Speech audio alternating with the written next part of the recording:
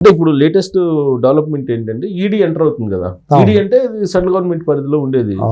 మరి వాళ్ళిద్దరి మధ్య బంధం ఇప్పటికి కూడా బాగుంటే రాదు కదా. ప్రైమా ఫేసి ఉన్నప్పుడు ఈడీ కంప్లైంట్ వెళ్ళినప్పుడు ఈడీ దాని మీద ఎక్సర్సైజ్ చేయాల్సిన బాధ్యత ఈడీకి ఉంటుంది. అక్కడ ఒక లిమిట్ ఉంది. ఈడీకి వెళ్ళాలి అంటే 50 లక్షల కంటే దాటిన ఫైనాన్షియల్ ఫ్రాడ్ కానీ ఏదైనా జరిగితే ఈడీ ఎంటర్ అవ్వచ్చు అనేది ఒక చట్టం చెబుతున్నటువంటి మాట. దీంట్లో 50 కోట్ల రూపాయలు విదేశాలకు తరలి వెళ్ళిపోయింది అనేది ఒకటి ఉంది. 10 కోట్ల మించి విదేశాల్లో ఏదైనా కొనాలన్నా ట్రాన్స్ఫర్ చేయాలన్నా కేంద్ర ప్రభుత్వం అనుమతి కావాలి. ఆర్బీఐ దీని సెంట్రల్ ఫైనాన్స్ మినిస్ట్రీలో నుంచి కొన్ని అప్రూవల్స్ కావాలి. 10 కోట్ల మించి లేకపోతే ₹1 మించి ఎంత ఉంది లిమిట్ ఉంది. విదేశాల నుంచి మనం తెచ్చుకున్నా కూడా మనం చెప్పాల్సిన అవసరం ఉంటుంది. దీంట్లో 50 కోట్ల కాళ్ళ ముందు కనపడతా వెళ్ళింది. ఇది కాక రేపు మాపో ధరణి పేరుతో కూడా రాబోతుంది. ధరణి పేరుతో కూడా వేసిన టెండర్లు ఒక కంపెనీ వేస్తే అక్కడ ఆపరేషన్ చేసిన వేరే కంపెనీలు అయితే వెళ్ళిన నిధులన్నీ కూడా వర్జిన్ ఐలాండ్స్కి బ్రిటిష్ ఐలాండ్స్కి తరలి వెళ్ళిపోయినాయి సూట్ కేసు కంపెనీల పేరుతో అనేది కొత్తగా వస్తున్నటువంటి ఒక సమాచారం, బలమైన సమాచారం. ఇవాళ ముఖ్యమంత్రి రేవంత్ రెడ్డి గారు కూడా అసెంబ్లీలోనే అవన్నీ మాట్లాడారు. అది కూడా రేపు మాపో మెడకు బిగుసుకుపోతుంది. అది ఇంకా బలమైన కేసు అవుతుంది. మోడీ గారు కాదు కదా, ఎవరో కూడా దాన్ని కాపాడటానికి వీలు లేకుండా అయిపోతుంది. ఎందుకంటే జాతీయ స్థాయిలో మోడీ గారు కూడా సమాధానం చెప్పు తీరాలి. ఎట్టా కాపాడుతాడు ఆయన? కాపాడలేడు అనే అనుమానం ఉంటే ఇంటర్ కూడా బీకలేడు అని చెప్పి రేవంత్ రెడ్డి లేకపోతే గాంభీర్యం అన్నిటికీ తెగిచ్చేసినాక ఏదో ఒకటి మాట్లాడాలి. ఇప్పుడు ఆ భాషలోనే తెలిసిపోతుంది అతని పతనావస్థ ఏ రకంగా ఉంది అనేది. సభ్యతా సంస్కారం లేకపోతే నేను చేయలేదు అనే విశ్వాసం ఉండి కనీస సంస్కారం ఉంటే ఆ భాష అట్లా మాట్లాడు. అసలు ఫార్ములా ఈ రేసే జరగనప్పుడు అవినీతి ఎక్కడ ఉంది అంటాడు ఆయన. ఇది జరగకపోతే మరి అక్కడ చుట్టూ కచ్చిలు కొట్టి సినిమా వాళ్ళని తీసుకెళ్ళి అక్కడ మొత్తం నాటకాలు ఎట్లా వేయించాడు. ఆహా ఓహో అని చెప్పి 23లో 2 ఏళ్ళు వరుసనే జరిగింది కదా. 23లో జరిగింది, 22లో ఫస్ట్ ఒప్పందం, అవును 23 తర్వాత రద్దు చేసుకున్నారు వాళ్ళు వచ్చిన వాళ్ళు, 24లో జరపలేదు. ఎలక్షన్ వచ్చేసింది, ఎలక్షన్ వచ్చింది జరపలేదు. అదే జరపలేదు కదా, జరపని దానికి ఎందుకు ఇప్పుడు 24 దానికి డబ్బులు ఇచ్చింది ఆయన. అవును జరపని దానికి డబ్బులు ఎట్లా ఇస్తావు? జరపకపోతే డబ్బులు కాదు, దానికి చట్టపరదే నువ్వు ఇవ్వు. రేసులు జరగకపోయినా నువ్వు పంపించింది చట్టపరంగా జరుగుంటే వీళ్ళకి కేసు పెట్టే అవకాశం లేదు. నువ్వు పంపించింది చట్ట వ్యతిరేకమైన ట్రాన్స్ఫర్ చేశాడు. అసలు ఈ రేసులో జరగలేదు కదా, అవినీతి అక్కడ ఉంటుంది అంటాడు. జరగకపోయినా జరగటానికి నువ్వు కావాల్సిన ప్రాథమికమైన డబ్బులు పంపించావా లేదా? తెలిసింది. ఇంకా నీ మాటలో లాజిక్ ఎక్కడ ఉంది? ఏదో చెట్టు ఎత్తికెక్కామంటే దూడ మేత కోసం అన్నట్టు నువ్వు ఏదో సమర్థించుకుంటాం తప్పించి ఇవాళ కోర్టులో ఆ లాయర్ కూడా అటువంటి అసందర్భమైన ఆర్గ్యుమెంటే చేశాడు, నవ్వుతారని కూడా లేకుండా. ఎఫ్ఐఆర్లో పేరు ఎక్కడ ఉందా అన్నాడు. ఎఫ్ఐఆర్లో A1 గానే పేరు ఉంది, కేటీ రామారావు పేరు. తర్వాత దాంట్లో కంప్లైంట్లు ఎక్కడ ఉందా అన్నాడు. కంప్లైంట్లో దెన్ మినిస్టర్ అని ఉంది. దెన్ మినిస్టర్ అంటే ఎవరు? 2022, 2023 దెన్ మినిస్టర్ శాంక్షన్ది అని చెప్పి అతను ఐఏఎస్ దానకిషోర్ ఎవరో ఇచ్చారు. ఆ మినిస్టర్ అంటే ఇతనే కదా ఉంది, అరవింద్. ఇచ్చినప్పుడు దాని ప్రకారం మరి దెన్ మినిస్టర్ అంటే ఇతనే కదా ఉంది. అతను ఏదో డబ్బులు తీసుకున్నాడు కాబట్టి ఆయన ఆర్గ్యుమెంట్ చేయాలి కాబట్టి పిచ్చి ఆర్గ్యుమెంట్ చేశాడు. లంచ్ మోషన్ రిజెక్ట్ చేసింది హైకోర్టు. పోతుంది అది ఎట్లా ఇస్తారని లంచ్ మోషన్ అసలు అది అసలు లంచ్ మోషన్ అనేది రీజనబుల్ లంచ్ మోషనే కాదండి. అదేదో అక్కడ ఏదో జరిగింది. మనం చట్టాల గురించి కోర్టుల గురించి మాట్లాడితే మళ్ళీ వాళ్ళు ఏదో అనుకుంటారు. గవర్నర్ కూడా పర్మిషన్ ఇచ్చేసి గవర్నర్ ఒకసారి అండి ప్రైమా ఫేసి ఉంటేనే గవర్నర్ సంతకం పెడతారండి. గవర్నర్ ఊరిని అన్నిటి మీద సంతకం న్యాయ సలహా తీసుకుంటారు. ఆయన దగ్గర కూడా చీఫ్ సెక్రటరీ స్థాయి వ్యక్తి ఆయన సెక్రటరీగా ఉంటారండి. ఆయనకి లీగల్ టీం ఉంటుందండి. తీసుకునే మొత్తం అంతా వివరాలన్నీ అడిగి దీంట్లో ఉందండి ఇవ్వాలి, ఇవ్వకపోతే మనం నష్టపోతాం అనే ఆధారం ఉన్నప్పుడే గవర్నర్ సంతకం పెడతారండి. కానీ ఆ గవర్నర్ ఏమన్నా కాంగ్రెస్ పార్టీ అపాయింట్ చేసిన గవర్నర్ కాదు కదా, బీజేపీ అపాయింట్ చేసిన గవర్నరే కదా. గవర్నర్ సంతకం పెట్టే ముందుగానే బీజేపీ పైన హైకమాండ్ అడుగుతారు కదా ఆయన పెట్టాలో వద్దా అని. ఈ స్టెప్లని పూర్తయినాయి కదా. కాబట్టి ఈడీని కూడా మోడీ గారు వాళ్ళు ఎవరో ఆపడానికి ఉండకపోవచ్చు నేను అనుకుంటాను. వీలైనంత వరకు ఆల్రెడీ ఈడీ ఇన్ఫర్మేషన్ అడుగుతుంది, ఏసీబీని ఇచ్చి తీరాల్సిందే. పంపిస్తారు.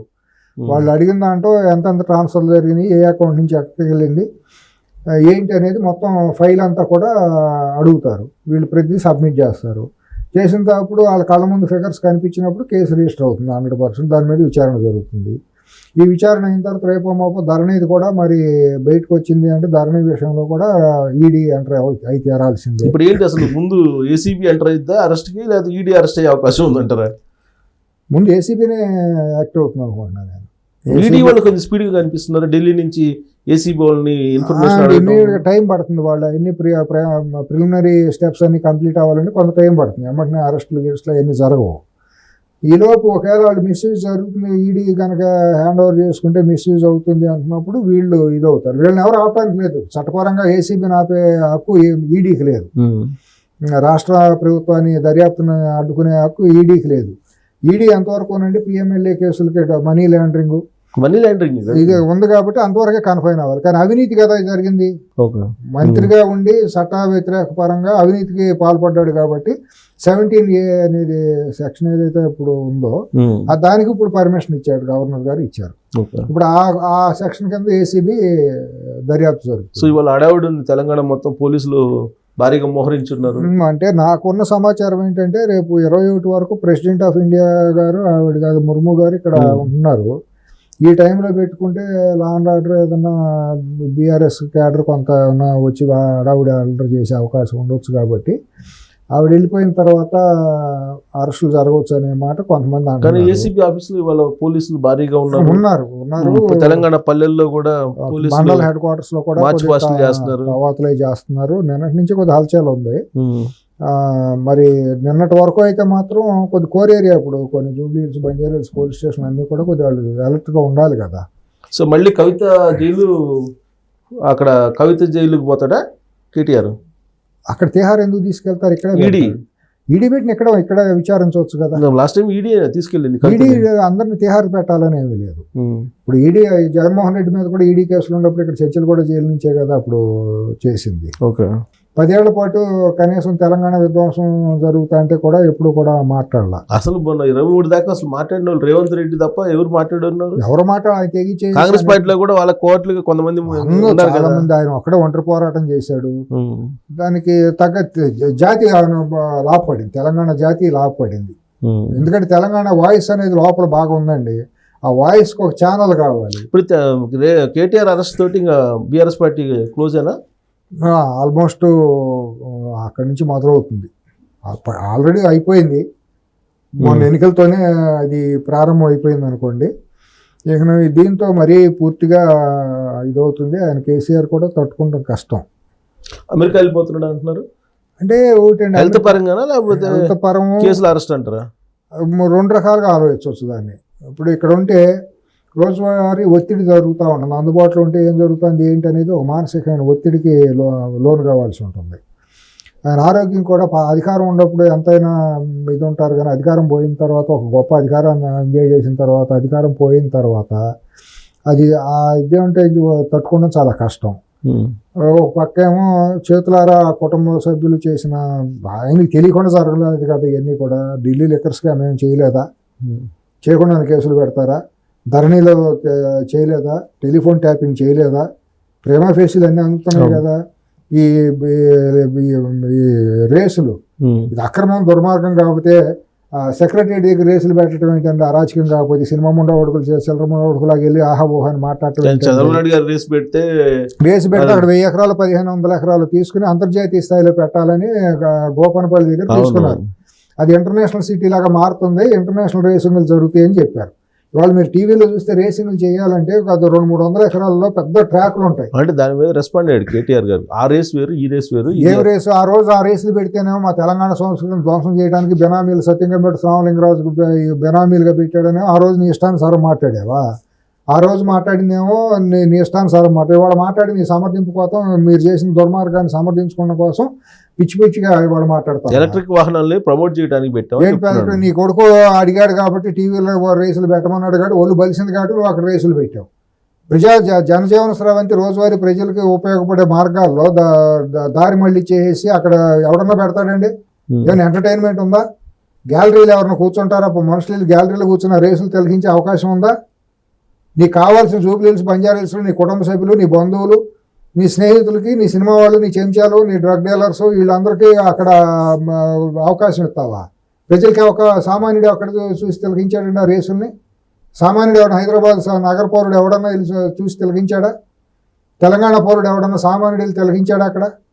నీ సినిమా వాళ్ళకి, నీ పక్కన గానా బజానా వాళ్ళకి తప్పించి ఎవరికి ఇచ్చావు అక్కడ అవకాశం? రేవంత్ రెడ్డి గారు ఎందుకు పదే రకుల్ రావు అంటుంటాడు కేటీఆర్? ఎందుకంటే ఆ స్థాయిలో మనం మాట్లాడితే బాగాదులే కానీ దాని వెనక డ్రగ్స్ వ్యవహారం ఉంది. సినిమా తెలుగు సినిమా పరిశ్రమలో డ్రగ్ అనేది, భూతం అనేది అందరికీ తెలిసిపోయిందండి. ఆ కేసు ఏమైపోయింది వాళ్ళకి? వాళ్ళు హైదరాబాద్లో టానిక్ లాంటి లిక్కర్ షాపులు పెట్టింది ఎవరు? జూబ్లీ హిల్స్ ప్రాంతాల్లో కోర్ ఏరియాలో జనసాంద్రత, జన నివాసులు కాపురాలు చేసుకునే ప్రాంతంలో పబ్బులు పెట్టింది. పబ్బుల్లో వాటాలు ఎవరయ్యి? సినిమా వాళ్ళేగా. టచ్ అని, అదే అని రకాల పేర్లతో దాంట్లో కూడా కేటీఆర్ గారు అందరు ఆ కుటుంబం అనుమానం ఏముంది? మొత్తం అందరికీ తెలుసు. సినిమా వాళ్ళు కలిసే పెట్టారు, పొలిటికల్ సినిమా కలిపే పెట్టారు పబ్బులను. ఆ పబ్బుల్లో జరిగిన దుర్మార్గాలు ఏంటి? హైదరాబాద్ పబ్బుల్లో జరిగింది ఏంటి? డ్రగ్ డీలర్స్ కదా, డ్రగ్ పెడ్లర్స్ ఇక చేతుల్లో లేవా నేను? వాళ్ళకి మరి నువ్వెందుకు కాపాడావు? నువ్వు అంత తెలంగాణ సమాజం కోసం పెద్దవైనప్పుడు మీ తెలంగాణ సమాజానికి నీ మూలాన అంత గొప్ప జరిగినట్టు మీ కుటుంబం మూలాన మీ కళ్ళు కనపడలేదు హైదరాబాద్లో జరిగే డ్రగ్ వ్యాపారాలు? డ్రగ్స్ ఎవరు వాడుతున్నారో తెలియదా? సినిమా స్టార్లకు మరి అన్ని సార్లు నువ్వు టెస్ట్ చేసావు, ఎట్ట వదిలేసావు? ఆ కేసులు ఏమైనాయి? వాళ్ళ మీదకి ఎందుకు దర్యాప్తు ముందుకెళ్ళలేదు? ఎందుకంటే 2018లో మళ్ళీ రెండోసారి గెలిచిన తర్వాత ఆ కేసును క్లోజ్ చేసేసారు. అదే మరి అది హైకోర్టు అడిగింది. ఇవాళ రేవంత్ రెడ్డి గారి మీద ప్రధానమైన బాధ్యత అది ఉంది. సినిమా వాళ్ళు ఎవరెవరైతే డ్రగ్ మీద ఆరోపణలు ఉన్నాయో దాన్ని మళ్ళీ ఆ ఫైల్ బయటికి తీయాలి. లేదంట కదా ఫైల్, ఎక్కడ పోతుంది? కాలిపోయిందని చెప్తున్నారంట. హైకోర్టు అడిగింది కదా, హైకోర్టు అడిగితే లేవని చెప్తున్నారు. మళ్ళీ మొదలెడితే అక్కడ డ్రగ్ అలవాటు పడినాడు, ఎక్కడికి పోవడం మిస్ అయిందని చెప్తున్నారు. ఫైల్ డ్రగ్ అలవాటు గుర్తుందా లేదా? హైకోర్టు ఆ రోజున కేసీఆర్ ప్రభుత్వం నిలదీసింది. మరి ఏది ఆ డ్రగ్స్ కి సంబంధించిన కేసు ఫైల్స్ ఇవ్వమంటే మిస్ అయిపోయి కాలిపోయినాయి. ఎందుకంటే దుర్మార్గం ఏముంది మరి? వాళ్ళ నీతి నిజైతే అక్కడే బయటపడుతుంది కదా. హైదరాబాద్ జూబ్లీ హిల్స్, మాదాపూర్, గచ్చిబౌలి ప్రాంతాల్లో పబ్బులన్నీ కూడా వాళ్ళ కుటుంబం గుప్పిట్లోనే ఉన్నాయి. Still 100% still. అంటే ఇప్పుడు మరి బయటికి ఎగ్జిట్ అయ్యారో లేదో నాకు తెలియదు. ఆంధ్ర ప్రాంతానికి చెందిన పొలిటీషియన్స్ కుటుంబాలు, సినిమా హీరోలు మొన్న అరెస్ట్ అయ్యి రాత్రి జైల్లో ఉన్న హీరో కూడా చాలా గొప్ప ఫేమస్ క్లబ్ ఉంది రోడ్ నెంబర్ 36లో. అది అందరికీ తెలిసిందే. రాత్రి 2 అయితే పబ్బుల దగ్గర బయట కారులో జరిగే విశృంఖలత్వం ఏంటో మనం కళ్ళతో చూడలేము అసలు. బౌన్సర్లు, టాయిలెట్లో జరిగే ఘోరాలు, ఇవన్నీ కూడా అసలు ఎవరో కూడా సభ్య సమాజం తలెత్తుకుని మనిషి అనేవాడు కొద్దిగా సిగ్గు ఎక్కువ ఉండాలి. ఎవరు కూడా ఆ ప్రాంతంలో ఆ టైంలో 11, 12 ఆ టైంలో తలెత్తి మనం చూడలేము. సిఎస్ గారు ఆ దృశ్యాలని అది తెలంగాణ కల్చర్ అని చెప్పి కేటీఆర్ చెప్తారు. ఆ డ్రగ్స్ లో ఊగిపోవటం, ఆడాళ్ళు వేసే డ్రెస్సులు, అట్లాగే మొగాడు ఒక్కడే వెళ్తే కుదరదు, జంట ఉండాలి కంపల్సరీ. ఆడది ఒక్కటే వెళ్తే కుదరదు, దానికి తోడు మొగాడు ఉండాలి. అక్కడ మళ్ళీ పేరింగ్ చేసే ఏజెన్సీలు కొన్ని ఉంటాయి.